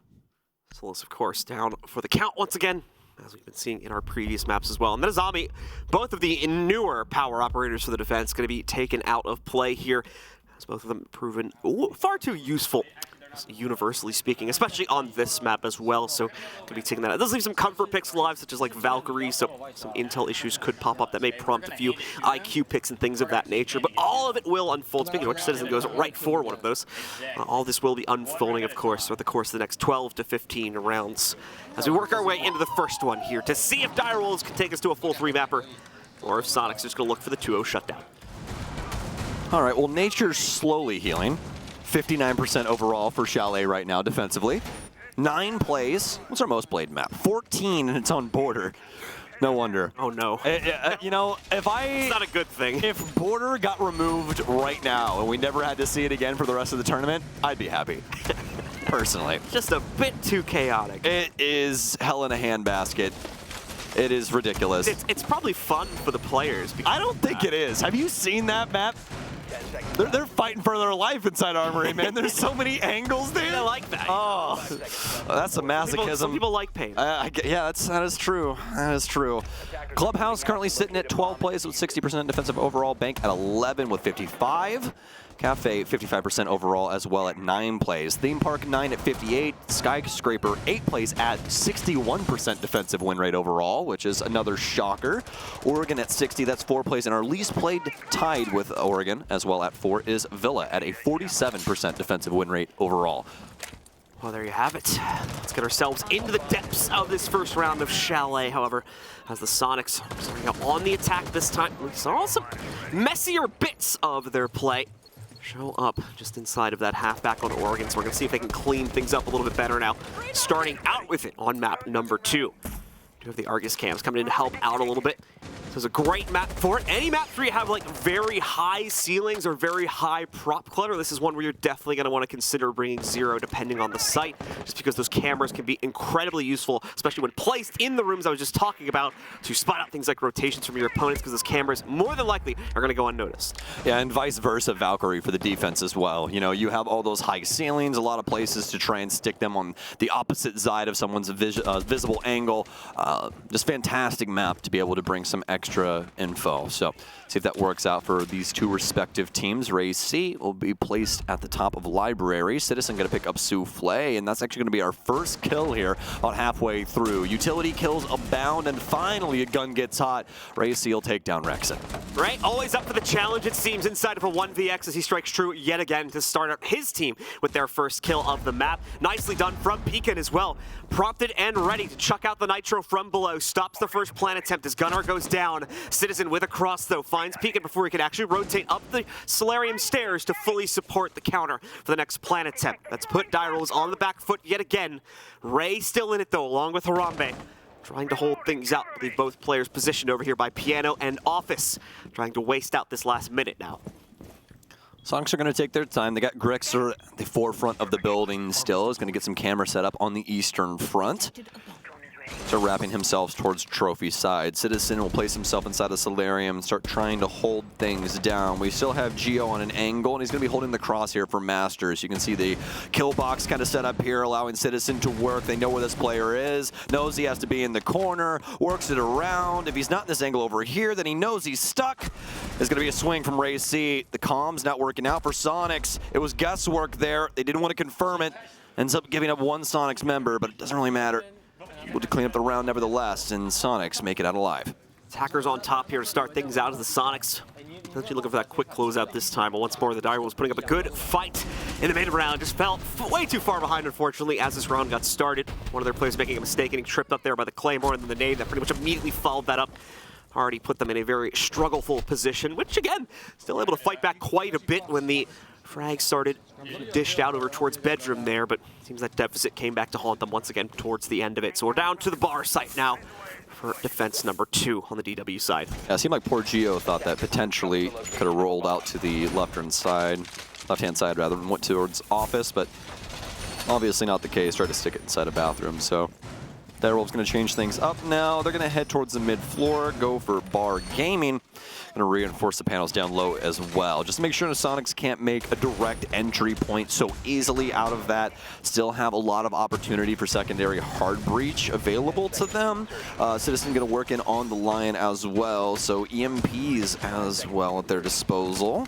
I want to see what the secondary lineup is looking like. Might have some secondary hard breach, might have some other things, and yeah, that's what I wanted to see. We're going to have the nades in from Citizen and Gunner secondary hard breach on Rexon, and get this, he's actually going to be like the pseudo main hard breacher here for this kind of situation. This is the craziest thing about Nook right now, is that you have the frag grenades, secondary EMPs, and secondary hard breach. Look, metaphorical Thatcher, boom, right there. So that's going to quickly open things up for Snowmobile. Gives... Or Thatcher Thermite. Oh my goodness gracious. Once again, similar names. Too many names. It's the... in it. Indeed. My brain can't handle it. It just can't take it anymore. It's overloaded with Rainbow Six Siege information. Well, speaking of which, the Soniqs, they're able to process it a heck of a lot better than I am. Start breaking open this top floor. Get rid of those castle barricades, John. They have some laser gates to try and get around as well. And the big issue is they don't have that much expendable utility. Geo can try and use some of his hard breach. Jackie Woo's just going to give up the peek over to Gunnar. Checks it and delivers. Gunnar checks it. Check marks it, apparently, as he takes down Jackie Woo very quickly on it. Like you said, Jackie Woo just giving it up entirely. Thought he was going to be ready to put out a very similar shot, but instead, revenge is claimed by the attackers. And they'll take him down once again, scoring the first kill of the round. Keeping it consistent, too, as Rexon completes his flank now all the way into the depths of Bar. Has the site, and even worse, has the connector between both of the sites. That's a hard point that Direwolves almost certainly may not be able to break him out of for the rest of the round. Big issue now is Soniqs have to get the case in here. It's going to be on Geo. Probably could just influence via the big window. Knows a Frost Mat's here. They have the hatch oversighted up top as well. Rexon down here, Gunner up top on that library angle. Souffle wins it out, the castle in. They have to win out the gunfights. Big kill here for Gunner. The swing in here. Souffle knows one has to be closed, trying to win it out. The stun works. Geo back on the ground he goes. Pekin picks up one. Lots of damage on to him now, though. Has to worry about two. Nice angle here from Citizen on the far side. Grenades in here. That's going to be the last one from Gunner. Another one still in Citizen's hands. He's going to swing the door. The pre-fire doesn't land. Little damage off onto Gunner. Don't exactly know what happened there, but doesn't really matter. Nitro out, no damage. Pekin back and forth. He spins. Knows he has to try and stick at Citizen in pre-fires, and that'll be all she wrote on round 2. Love the confidence in the play from the Soniqs, despite the constant fireback that was coming in while they attempted to get the plant down on the ground. Any hesitation in that plan or in that push towards Billiards there, more than likely, in my opinion, would have led to a Direwolves round. But Soniqs keep themselves on that hunt and are able to lock in the position because there's a little bit of that hesitation on DW's side too, and thankfully the more aggressively lean positions from the Soniqs are able to set themselves up for success, which like we see here in the replay right now. All right, well, let's jump back into it. The alarm out of my ears there for a split second. I honestly thought we had a round bug for just a second there, but thank God we did not. Knock on wood. John visibly saw it. He heard it. It happened. Don't worry. All the bad juju is gone. Nobody touch a mirror. No mirror breaks. No ladders. I don't think I could see a sound, but... Well, you heard it. There's no way you didn't. Yeah, I heard it. Okay, good. See? We have an audio witness, I guess. But either way, Direwolves are going to be headed downstairs. All of the defensive sites on this entire map are over a 55% defensive win rate right now. As for the basement, I think it's one of the most won. Yes, indeed. Actually, Master Office, the most won. It's at 62%. But Wine Cellar Snowmobile, that's 61.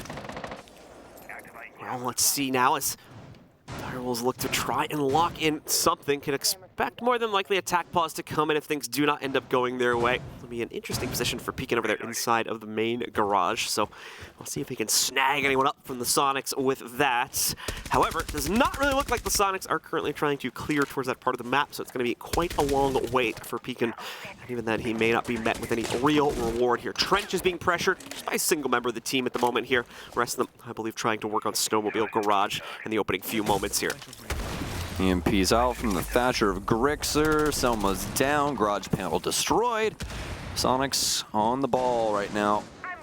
Holding down this top floor. Still have a roamer all the way up in the library, but they haven't given them too much trouble just yet, so probably just leave it for a little bit later on as they still try to get the heavy objects out of the way.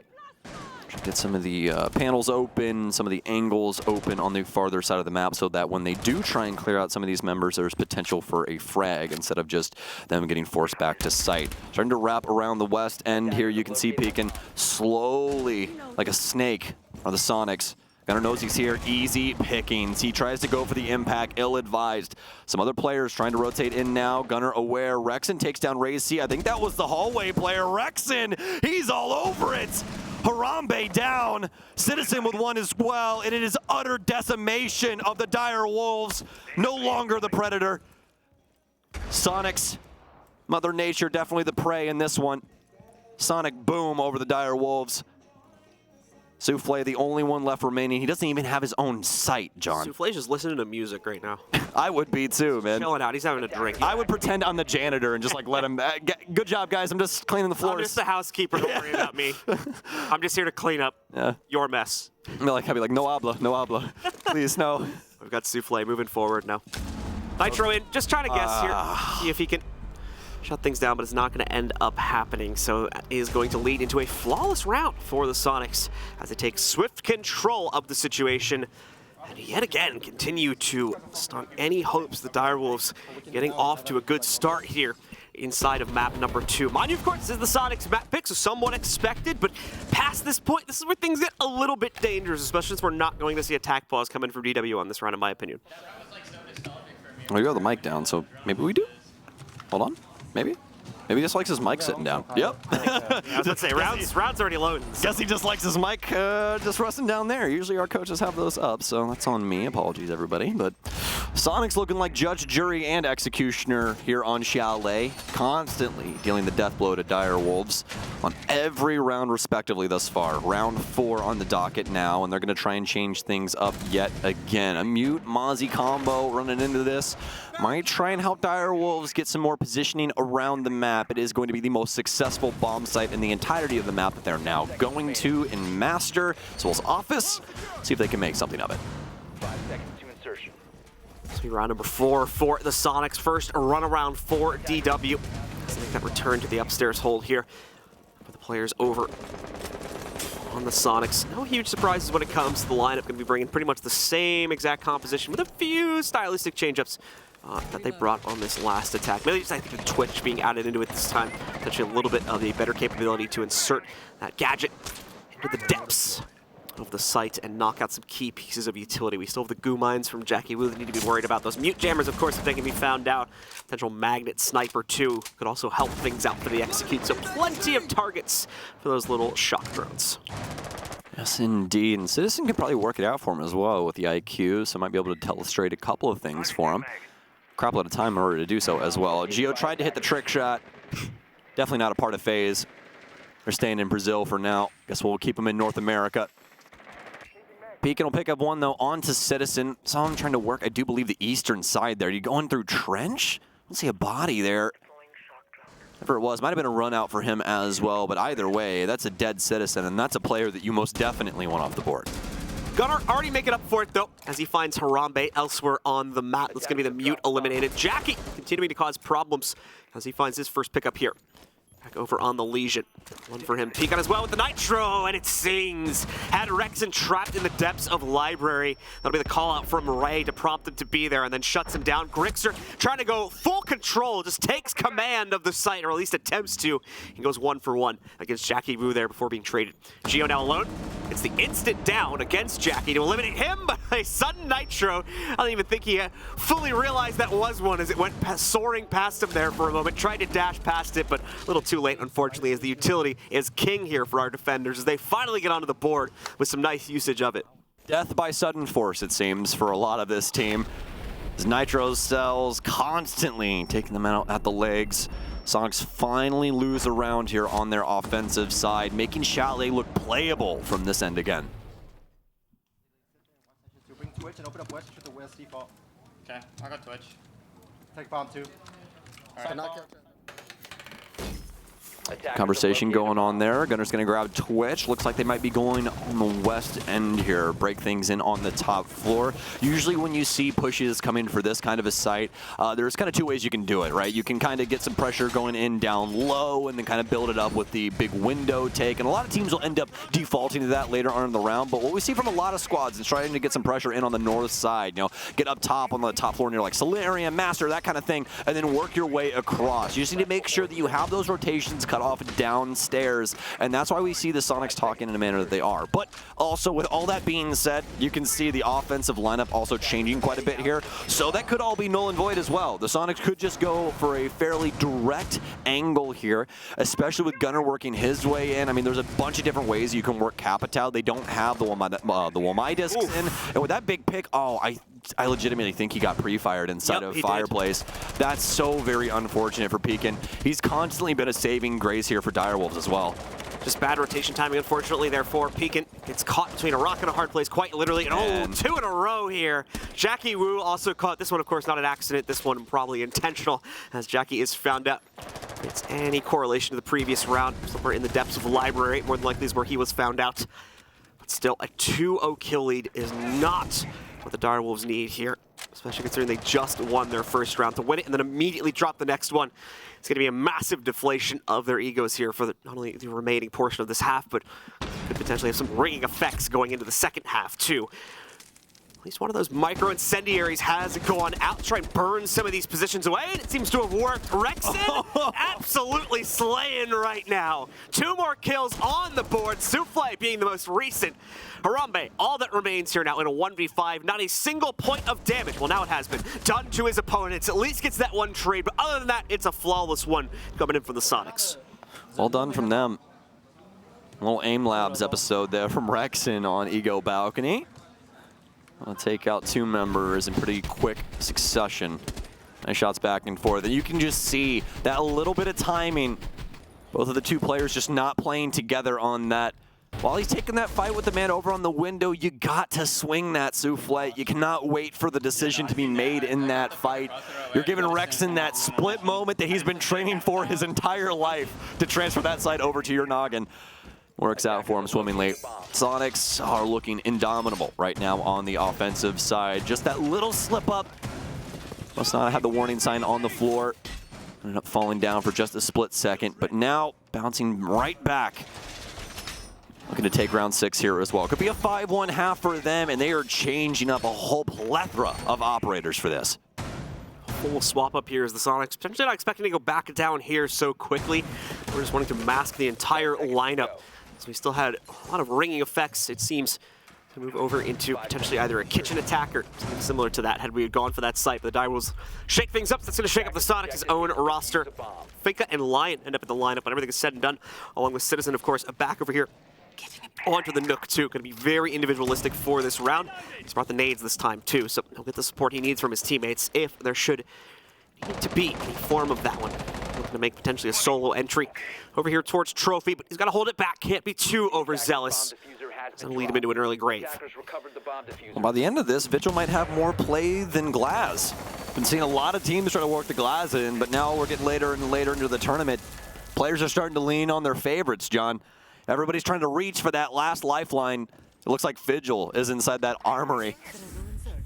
Oh, Soniqs, it's going to be an aggressive play here, and I'm here for it. In they go, shotgun blast. Harambe gets 1. Lots of damage dealt either way. Nitro up, but Pekin won't commit to it. Harambe's going to continue to hold down this angle. Jackie Wu with a big kill here. Harambe could have a pretty positive swing. SMG-11 back out, smoke into Gunner as well. He has EMPs here, so he cannot influence that position, be a frag grenade. 3v5 right now. Direwolves, definitely the best round we've seen from them thus far.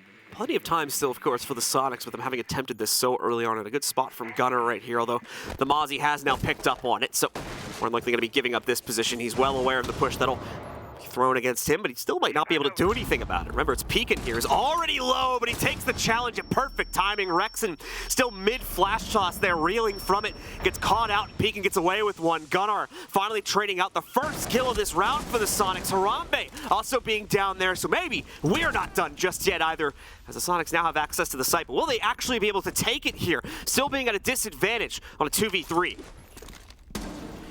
Scariest thing about this entire situation is that Citizen has plenty of timing plays available to him that aren't available to a single other person in the entire game, all because he's Nook. Audio going to be extremely useful, especially with that pickup. They have so much time at their disposal, John. They can get it done right here. It's going to be a big pick. Oh, Gunnar gonna have to slip in behind the fridge. They know he's here. Prone angle for one of the players. Citizen's going to rotate back up the stairs, and this is what I considered at that time. Looks like it's going to be a fake here. He's going to get Gunnar out. I absolutely love this from Citizen. So very smart. Using this help presence sensor to its maximum potential. See if they can potentially get some pressure on that far side. Citizen's going to let this build back up and let Gunnar start to deconstruct everything on this far side here. Big pickup from him. Now they just need to move in. He might be able to just solve it here. Who needs a puzzle when you have a fist? Should be the plant. Big plays here. Plant might be coming in here from Gunnar. Nice shots. Gunnar has to stick this. He's able to clean it up. He has to push through. All the comms coming out. Shotgun in hand. Oh, it's so very close on the HP. Back and forth they go! Ray C, he doesn't fully commit. Such low HP punishes him, and the shotgun gets it done. I think Gunnar thought the game was over. He stood up and took out all of his stuff at once. He's like, yeah! Oh, wait, we still got another half to play. All right, I'll put my butt back. He's got quite a few rounds to go. Gunnar, calm down now. He still needs 2 more. To be fair, I would have been shaking in my boots knowing that guy is a SAS operator with a shotgun on the other end of that pillar. The fact that he wins this, Racy just not willing to commit there. You have the strongest shotgun in the game. Do something. Which is not a characteristic of Ray C from the previous clutch rounds we've had from him. Go back to the rounds where he was playing like defense on kids upstairs in Oregon. He just pushed directly into 2 players through rotation points and things like that. So just a little bit, just some jitters in the moment there from Ray. Very unfortunate. Yeah, overthinking it, overplaying it to an extent. Ends up costing him the round. Very unfortunate. That would have made things a lot more workable going into the second half as well. 2-4, down to a 1-5. The Soniqs only need 1/3 of the remaining regulation rounds, and this map is theirs. Maybe that's the Big Ben passive that we haven't been talking about. You know, if you take down Citizen, you now quicken your boots for the remainder of the round. It happens to the best of us. And honestly, you got to give him the benefit of the doubt there. That is such a hard-fought round, especially up against the Soniqs. And it's been like trying to get blood from a stone from them, honestly. Like, every single round that they get is the hardest-fought thing in the world. It's like pulling teeth. So, got to give them over that. I want to give them that, at least, benefit of the doubt. Dire Wolves looking to see if they can get something going on this offensive side. Gunner already looking to nip it in the bud from inside of games. Has some presence coming in from Mud. It's going to be Ray C, but not a single other Dire Wolves member home as of right now. And that's what I expected. Ray C thinks that he's going to get away with something a little cheeky. Just open up a door or something like that and maybe go back over to his teammates on the other side of the map. But Soniqs are better than that. Dire Wolves already down 1 player. Have to take things a bit more cautiously now, but at the same time, it's not necessarily the play style they've been working themselves into throughout the course of this series, so maybe hard to switch things up here, especially when you consider how proactive the Soniqs have generally been. Oh, peeking though, getting away with one as he begins his ascent from the bottom of blue. Catches Gunner, none the wiser to it, finds the even exchange. Re-equalizes the situation, can reignite a much more aggressive Dire Wolves here as they don't have to worry about that access deficit that they're playing against now. Harambe with the pop open to get access towards office here and clear out the remainder of the second floor extension. It's actually a big reinforcement. Unfortunately, does not reveal a whole lot as the Soniqs are not playing into office at all right now. They've already fallen back entirely to the depths of Solarium and Master Bedroom. That breached, while it is going to make things easier later on into the round, in the current moment, unfortunately, does not accomplish a whole lot. Ooh? Oh, he did it. What? Oh, there's a yellow ping there. Yeah. I was going to say, that was ridiculous that they knew, but Gunner's camera probably up top inside the rafters discovered him, and they just yellow pinged him down until Gio was able to pick him up. Unfortunate there for Dire Wolves. They lose very, very important character. Player had their phone out, too, I'm pretty sure, so yeah. Head to rights. Yeah, these kids and their phones. Beacon goes down. That's the Dire Wolves trying to do something here. They know where Jackie Wu is now. The counter angle's been discovered. Souffle taking a lot of damage, and a nice discovery there from Grixer. He's going to get immediately picked up from Harambe, though. Souffle just sends it directly into the building without any caution. Throwing it to the wind. Harambe now in a 1 versus 3. He's pretty lucky that nobody can jump out the Solarium windows either, because I'm sure that would have happened. Harambe continuing to wait for an opportunity to maybe get a first kill and at least open up the pathway into the site, but he's revealed it now. He's thrown out a few of those passing shots, and even worse, as I've just now realized, Case is down on the second floor.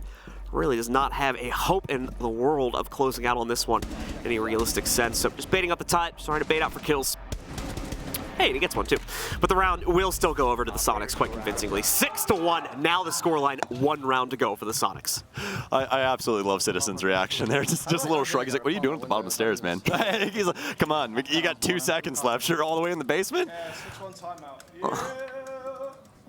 Oh, 6-1 timeout, apparently. Are we calling attack? Who's calling attack? It's Dire Wolves.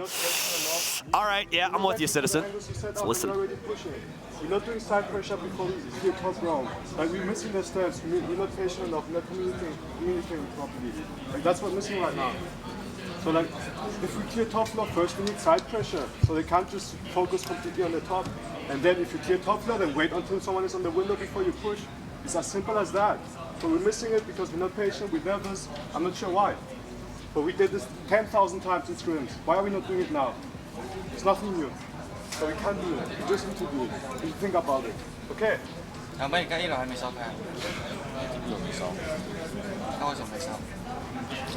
right, definitive end of the statement there from Dire Wolves' coach. as they get themselves back into the game. Two very different sides of a coin right now as we take a look at both of those cameras. The Soniqs vibing. That's how I describe it. Here, we get pushed back. We have to flank or retake. Fuck that bar. Gotta make that office rotate. I do not have time for that bar. Thank you. I love the energy, Grixer. Realist with it. He's not trying to make any promises he can't keep. He's like, nah, Ben, I can't do that. I'm sorry. No way. No way in hell, man. If you want that done, you go do it yourself. Oh, you got to feel for Dire Wolves. You got to preach what you practice. Looks like the communication is just out the window for Dire Wolves. If that's the one key point that the coach kind of missing there. The whole reason, no communication, John. You got to be on the same page when you're making those kind of moves. The patience game comes from knowing what your other teammates are doing. If you don't know, well, it's kind of hard to in Siege, right? You have no mini-map. You got to look around like this is Overwatch and there's a bunch of silhouettes around and figure it out yourself if nobody's telling you what the hell's going on, man. So it's all about the communication. If your team doesn't have it, then, I mean, up the creek without a paddle. That's exactly where Dire Wolves are right now. Especially with that Ray C play, the last one. I don't want to see him do this again. If he hops in here and dies in a similar fashion, then I just simply don't know what to say about a situation like that. Lots of damage coming off onto Citizen, though. Citizen does survive it, so possibility for him to come back a little bit later on into the round. But Ray C, for the most part, especially looking back on map number 1, it's not necessarily true here for our second map. He's very much been the playmaker for me in this series on the team. So if he goes down this early, then that is the beginning of the end as far as I am concerned. Peeking maybe to save things, as he's been looking a little bit more promising in this map specifically, but what more can you expect given the scoreline and the overall outlook? Even if Dire Wolves were to rebound, win this map, take us to a third one, and win that one, it still does not change their fate, because they are going to be eliminated at the end of this match, irregardless of the result of it. So I think that reality has settled in a little bit for the team. Maybe limiting what we get out of them for the rest of this match, seeing as it's now a 6-1 in the Soniqs' favor. Yeah, Dire Wolves, no matter what way you shake it, are punching their ticket home, but it's just how long can they stay on the stage? Looks like they can stick around a little while longer. Rexen with some damage onto Jackie Wu, but he quickly fires back, dumps a nade in. Nobody will be able to recover Rexen. No man's land is what that's considered. So he's quickly blown up. It's a 3 versus 4, but we've seen Soniqs get out of this before, just like that. Nice little trigger pull there. Quick, concise, clean from Gunnar. Wow. Souffle even had the angle there, but since Gunnar hopped over that, his ankle's kind of in the sky, literally dancing on top of those bullets. Jackie Wu goes for the swing, and once again, folks, no communication here from Dire Wolves, no connection. Everyone off doing their own thing. They try and set up the offensive matrix, but not coming to really much, and I think that little situation there that Racy just went through kind of tells you the full tale of this game. Racy, like I said, he's the playmaker here in the 1v3. Has been able to make it to the bitter end of the round, but no real winning capability, unfortunately, to take it forward from this. Has the time to do it, so I'll correct myself. This is certainly possible, but with the position he's in, it is certainly tough.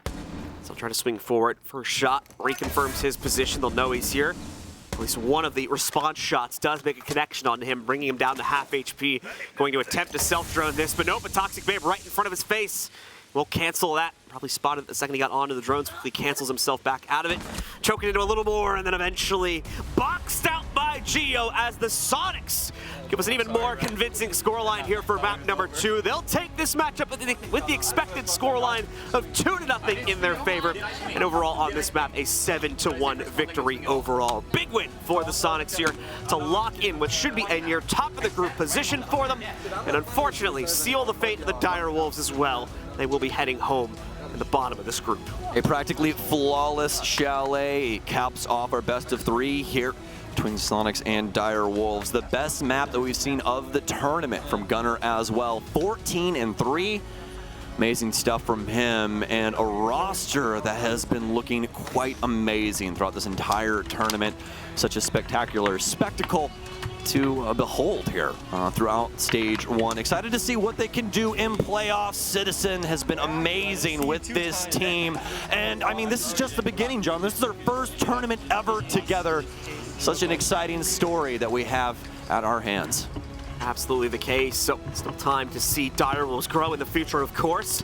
We are going to have to say goodbye to them for now, and hopefully we'll see them returning the next major we move deeper into the 2023 season. Closing out the match, though, for us, like Stokes mentioned, the Soniqs putting up such a strong stance. For me, looking like one of the most promising teams in the tournament at the moment. Certain, I would expect, to go far into the playoff stage, but we'll have to wait for next week to see if that's going to be the truth. We're going to go to a short break, ladies and gentlemen. When we do come back, we will have your analysis desk ready to break this game down.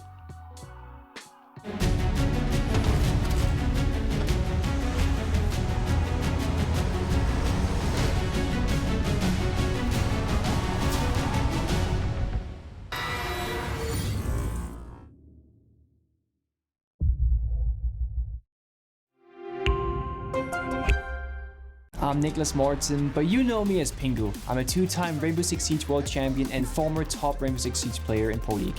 Welcome to my Siege Ranked Bootcamp. We're talking 20 seconds left on the clock, you got the diffuser in hand, what do you do? Play the way that you're comfortable with, because you have confidence when you're in this position, that is when you're gonna be at your very best. Good luck.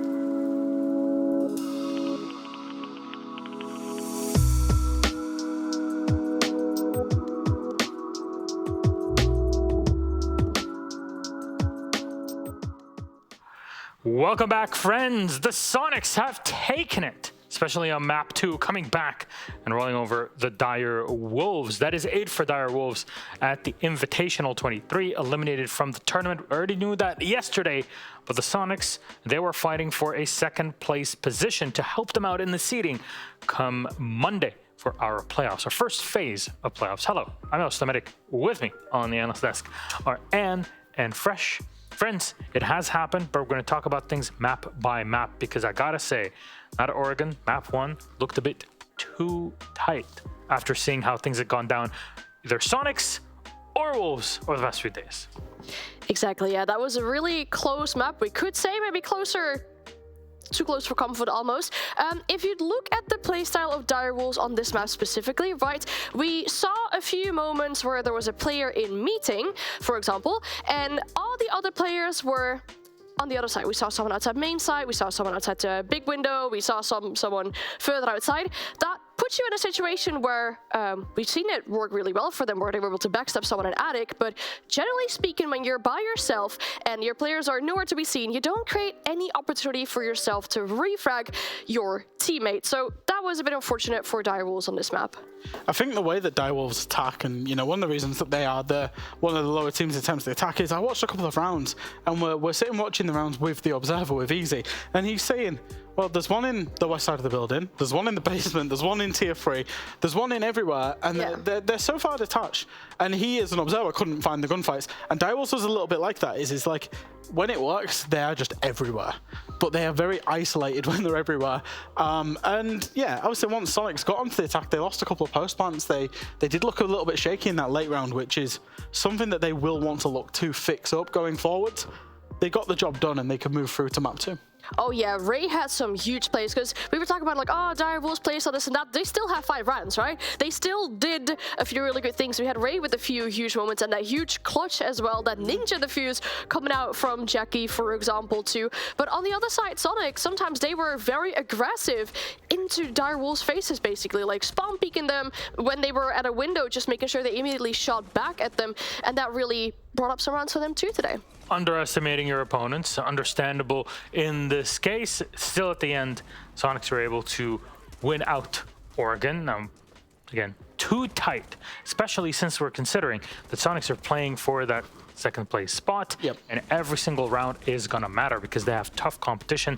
They'll be able to pick who they play against come the draw. I believe that'll be tomorrow, once all of the teams pull in together and get through it between them. But any, I guess, big surprises aside from the scores?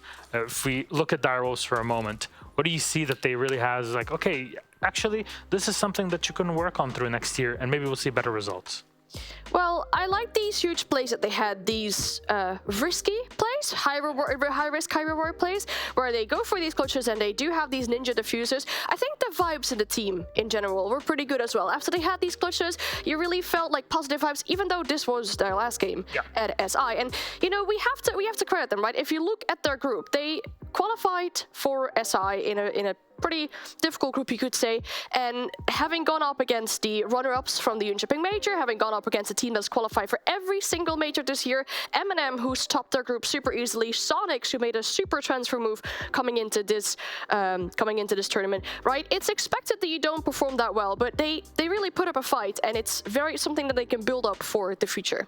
Now, come map 2, Soniqs took control in Chalet, and we know that Soniqs are a way more flexible team, and that's how we got our second one, or second one, 7-1. Jack, I see with a bit of a smirk on your face. What's up? Just, the MVP of that map.